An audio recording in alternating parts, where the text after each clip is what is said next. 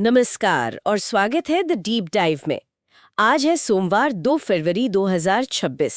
बॉलीवुड की दुनिया में न हर शुक्रवार को एक नई कहानी जन्म लेती है। कुछ बॉक्स ऑफिस पर इतिहास रचती है, कुछ दिलों पर, और कुछ अपने पीछे गहरे सवाल छोड़ जाती हैं। और आज हमारे पास इंडिया रिव्यू से जो कहानियां हैं वो इन तीनों ही पहलुओं को छूती हैं। एक तरफ 300 करोड़ पार का जश्न है, तो दूसरी तरफ एक कलाकार का 4 साल का मौन है। एक तरफ महिला किरदारों का बढ़ता दबदबा है, तो दूसरी तरफ एक सफल फिल्म पर इंडस्ट्री के अंदर से ही उठते सवाल। तो आज का हमारा मकसद सिर्फ ये जानना नहीं कि क्या हो रहा है, बल्कि ये समझना है कि क्यों हो रहा है।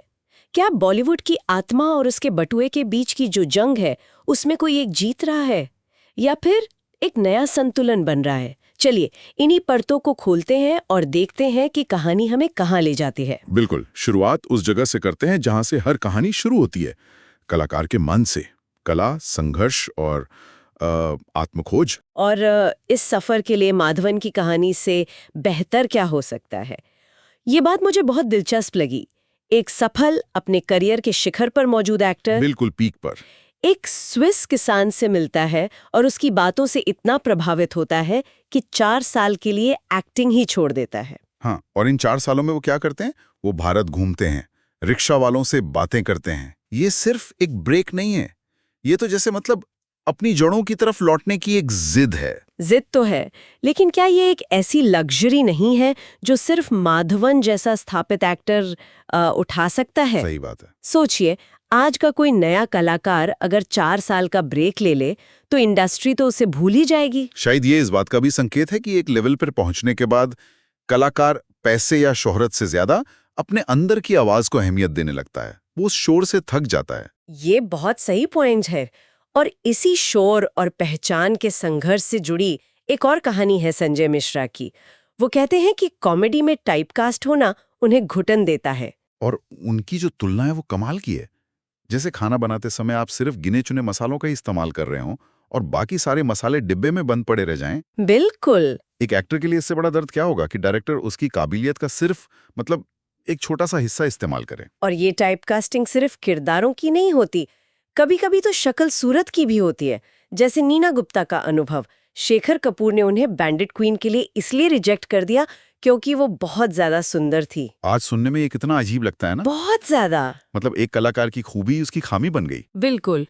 ये उस दौर की मानसिकता दिखाता है कि किरदारों को लेके कितने संकरे खांचे बने हुए थे।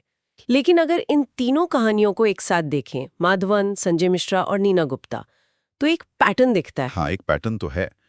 ये सिर्फ पहचान का संघर्ष नहीं है, ये आज के दौर में ब्रांड का संघर्ष है। माधवन अपने स्टार एक्टर ब्रांड से ब्रेक चाहते हैं। सही। संजय मिश्रा अपने कॉमेडियन ब्रांड से आजादी चाहते हैं। और नीना गुप्ता को एक ऐसे ब्रांड में फिट होने के लिए कहा जा रहा था जो वो थी ही नहीं। और शायद ये सोशल मीडिया के दौर की देन है, जहां कलाकार सिर्फ किरदार नहीं बल्कि 24 घंटे एक पब्लिक पर्सनैलिटी है, एक ब्रांड है जिसे मैनेज करना पड़ता है। इसी शोर के बीच फिल्म मेकर मुजफ्फर अली की बात एक ठंडी हवा के झोंके जैसी लगती है। हाँ, उनसे पूछा गया कि उमराव जान जैसी फिल्में आज क्यों नहीं बन सकती, तो उन्होंने कहा, हर घोड़ा दौड़ में नहीं दौड़ता, कुछ की पूजा भी होती है। वाह, क्या बात कही है। अनव और कॉमर्स की ये बहस शायद कभी खत्म नहीं होगी। हर फिल्म सिर्फ बॉक्स ऑफिस की रेस के लिए नहीं बन सकती। सही बात है। कुछ कला सिर्फ सम्मान और इतिहास में दर्ज होने के लिए बनती है, और इस रेस में बने रहने की कीमत सिर्फ मानसिक नहीं, शारीरिक भी होती है। संगीतकार अमाल मलिक का अनुभव सुनकर तो रोंगटे खड़े हो जाते हैं। हाँ, चेहरे की सर्जरी के लिए 5 लाख का लोन, टूटा हुआ स्कल, 45 टांके। उफ। ये सब उस ग्लैमर के पीछे की सच्चाई है जो अक्सर पर्दे के पीछे छिपी रह जाती है। हम सिर्फ हिट गाने सुनते हैं, उसके पीछे का दर्द और संघर्ष नहीं देख पाते। तो एक तरफ ये कलाकार हैं जो अपनी कला की सच्चाई के लिए लड़ रहे हैं, अपनी पहचान खोज रहे हैं, लेकिन इंडस्ट्री की एक और सच्चाई है जो हर शुक्रवार को तय होती है, और वो है नंबरों की सच्चाई, बॉक्स ऑफिस। और इस शुक्रवार को बॉक्स ऑफिस की तस्वीर बहुत कुछ कहती है। एक तरफ रानी मुखर्जी की मर्दानी 3 है, जिसने अपने पहले वीकेंड में 17.25 करोड़ कमाए हैं।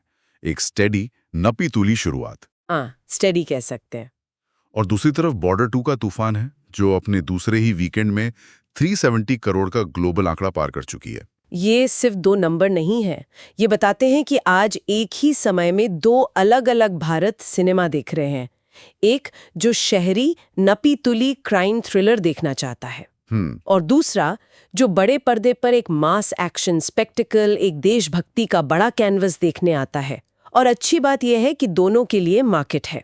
बिल्कुल, लेकिन यहाँ एक और जरूरी बात समझने की है। आज के दौर में सफलता का पैमाना सिर्फ बड़े पर्दे का कलेक्शन नहीं रह गया है।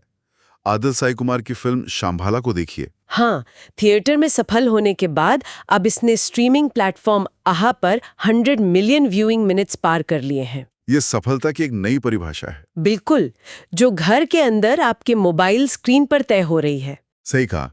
इसी तरह निविन पॉली की सर्वम माया का 150 करोड़ का ग्रॉस कलेक्शन दिखाता है कि अच्छी कहानी को दर्शक भाषा की सीमाओं के पार मिलते हैं। और इसी बदलती हुई सोच का एक बहुत दिलचस्प उदाहरण है सुनील शेट्टी का टुल्लू सिनेमा में डेब्यू। ये एक बड़ी खबर है। एक स्थापित बॉलीवुड स्टार जो हिंदी सिनेमा का चेहरा रहा हो, वो एक क्षेत्रीय भाषा की फिल्म में काम कर रहा है। हाँ, ये बहुत बड़ी बात है। ये दिखाता है कि कलाकार अब भाषा और इंडस्ट्री की दीवारों को तोड़ रहे हैं। उनके लिए कहानी और किरदार सबसे ज्यादा मायने रखते हैं, प्लेटफॉर्म या भाषा नहीं। शायद यही वो आजादी है जिसकी तलाश माधवन या संजय मिश्रा जैसे कलाकारों को भी है। ओके, तो जब कहानियों की बात चली रही है तो यहाँ एक बहुत दिलचस्प ट्रेंड देखने को मिल रहा है। वो है बॉलीवुड के कॉप यूनिवर्स में हो रहा बदलाव। रोहित शेट्टी वाला यूनिवर्स? हाँ, वही सिंघम, सिम्बा और सूर्यवंशी वाला। एक जमाना था जब ये यूनिवर्स शाहरुख और सलमान जैसे मेल सुपरस्टार्स का गढ़ माना जाता था। लेकिन अब कमान महिलाएं संभाल रही है। रानी मुखर्जी मर्दानी के साथ शिफाली शाह दिल्ली क्राइम में, और अब काजोल भी इस यूनिवर्स का हिस्सा बन रही हैं। ये सिर्फ किरदारों का बदलाव नहीं है, ये पावर डायनामिक्स का बदलाव है। कहानी का केंद्र बदल रहा है। और अगर हम इसे निर्देशक राहुल रविंद्रन की आने वाली फिल्म द गर्लफ्रेंड के साथ जोड़कर देखें तो तस्वीर और साफ हो जाती है। वो कहते हैं कि उनकी फिल्म ग्लोरिफाइड मेल आर्केटाइप्स का विलोम है। अच्छा। मतलब फिल्मों में दिखाए जाने वाले उन हीरो टाइप किरदारों के ठीक उलट, जो हमेशा सही होते हैं, जिन्हें सब कुछ पता होता है। वो अपनी लीड एक्ट्रेस रश्मिका मंदाना की भी बहुत तारीफ कर रहे हैं। इसका मतलब साफ है, अब कहानियों के केंद्र में मजबूत, परतदार, असली लगने वाली महिला किरदार आ रही हैं। और ये शायद दर्शकों की बदलती पसंद का भी नतीजा है, जो अब सुपर हीरो नहीं बल्कि अपने जैसे किरदार पर्दे पर देखना चाहते हैं। और इसी नई ऊर्जा के साथ नए कॉम्बिनेशंस भी बन रहे हैं। धनुष के साथ साई पल्लवी और श्रीलीला का फिल्म D55 में एक साथ आना, अरे वाह! सोचिए स्क्रीन पर क्या मैजिक होगा। बिल्कुल। और दूसरी तरफ रणवीर सिंह की धुरंधर 2 का टीजर आने वाला है, जिसको लेकर जबरदस्त उत्सुकता बनी हुई है। ये नए चेहरे और नई जोड़ियां इंडस्ट्री में एक ताजगी ला रही हैं। तो ये तो हुई कला, कॉमर्स और कहानियों की दुनिया। लेकिन एक और दुनिया है जो हमेशा सुर्खियों में रहती है, कलाकारों का निजी जीवन। और इसमें कुछ बहुत प्यारी खबरें भी हैं। सोहाली खान और कुणाल खेमू अपनी 11वीं सालगिरह मनाने जापान गए हैं।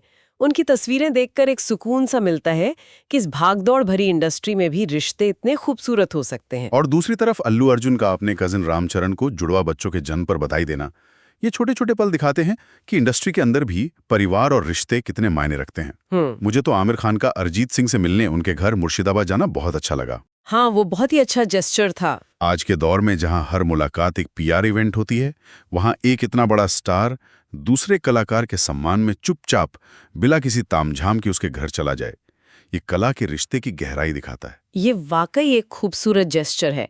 लेकिन हर चीज इतनी सकारात्मक नहीं होती है ना। रश्मिका मंदाना और विजय देवरकोंडा की शादी की अफवाहें फिर से उड़ी, जिनका उन्हें खंडन करना पड़ा। ये दिखाता है कि पब्लिक फिगर होने की एक कीमत चुकानी पड़ती है, जहां आपकी निजी जिंदगी पर लगातार अटकलें लगती रहती हैं। और कभी कभी ये चीजें अटकलों से आगे बढ़कर असल टकराव में बदल जाती हैं। जैसे द 50 शो में रजत दलाल और दिग्विजय राठी के बीच हाथापाई हो गई। हाँ, मैंने भी सुना। अब सोशल मीडिया पर लोग रजत को शो से निकालने की मांग कर रहे हैं। ये रियलिटी टीवी की उस स्याह सच्चाई को दिखाता है जहां ड्रामा और विवाद अक्सर हदें पार कर जाते हैं। लेकिन इस वक्त जो सबसे बड़ी और गंभीर बहस चल रही है वो धुरंधर फिल्म को लेकर है। और यहाँ हमारी आज की बातचीत के सारे धागे आकर जुड़ जाते हैं, कला, कॉमर्स और सामाजिक जिम्मेदारी। बिल्कुल। फिल्म बॉक्स ऑफिस पर 500 करोड़ का आंकड़ा छूने वाली है। मतलब व्यावसायिक रूप से ये एक ब्लॉकबस्टर है। लेकिन फिल्म निर्माता शाजिया इकबाल ने इसे एक खतरनाक फिल्म कहा है। हाँ, और उनका आरोप है कि ये फिल्म नफरत और हिंसा को बढ़ावा देती है। और ये कहने के बाद उन्होंने अपना इंस्टाग्राम अकाउंट भी प्राइवेट कर लिया। ये एक बहुत महत्वपूर्ण मोड़ है। हम यहाँ किसी का पक्ष नहीं ले रहे, लेकिन ये बताना जरूरी है कि इंडस्ट्री के अंदर से ही एक बेहद सफल फिल्म पर इतने गंभीर सवाल उठाए जा रहे हैं। एक तरफ वो दर्शक हैं जो फिल्म को पसंद कर रहे हैं और दूसरी तरफ इंडस्ट्री का ही एक हिस्सा है जो इसे समाज के लिए खतरनाक मान रहा है। और यहीं पर वो बहस शुरू होती है कि सिनेमा का प्रभाव क्या है, उसकी सामाजिक जिम्मेदारी क्या है, क्या एक फिल्म मेकर की अभिव्यक्ति की स्वतंत्रता की कोई सीमा होनी चाहिए। बिल्कुल। धुरंधर की सफलता और उस पर हो रहा ये विवाद, ये दोनों मिलकर आज के बॉलीवुड की सबसे बड़ी और सबसे जटिल तस्वीर पेश करते हैं। तो आज हमने हर चीज पर नजर डाली। एक कलाकार का खुद को खोजने का सफर, बॉक्स ऑफिस के नंबरों का दबाव, महिलाओं के इर्द गिर्द घूमती कहानियां, निजी जिंदगी की खुशियां और इंडस्ट्री के अंदर चल रही एक बहुत ही गंभीर बहस। इन सबको एक साथ देखें तो एक सवाल खड़ा होता है। माधवन की कहानी जो शोर से दूर खामोशी खोज रहे हैं, संजय मिश्रा की घुटन, मुजफ्फर अली की कला की बात, और दूसरी तरफ धुरंधर जैसी फिल्म पर हो रहा जोरदार विवाद, ये सब मिलकर एक बड़ी पहेली बनाते हैं। हाँ। एक तरफ कला को बचाने की जद्दोजहद है, दूसरी तरफ कॉमर्स का जबरदस्त दबाव और सामाजिक जिम्मेदारी का कठिन सवाल। और यहीं पर वो सवाल उठता है जो हम आज अपने सुनने वालों के लिए छोड़ना चाहते हैं। जब हर तरफ नंबरों, इमेज और विवादों का इतना शोर हो, तो क्या आज की इंडस्ट्री में एक कलाकार के लिए माधवन की तरह 4 साल का ब्रेक लेकर खुद को, अपनी कला को फिर से खोजने की गुंजाइश बची है? क्या कला को फलने फूलने के लिए जिस तरह की खामोशी और ठहराव की जरूरत होती है, वो आज के इस दौर में संभव है? हेडलाइन से हार्ट बीट्स तक आप सुन रहे थे Bollywood deep dive from indiareview.com। कहानियों के बीच फिर मुलाकात होगी। नमस्कार।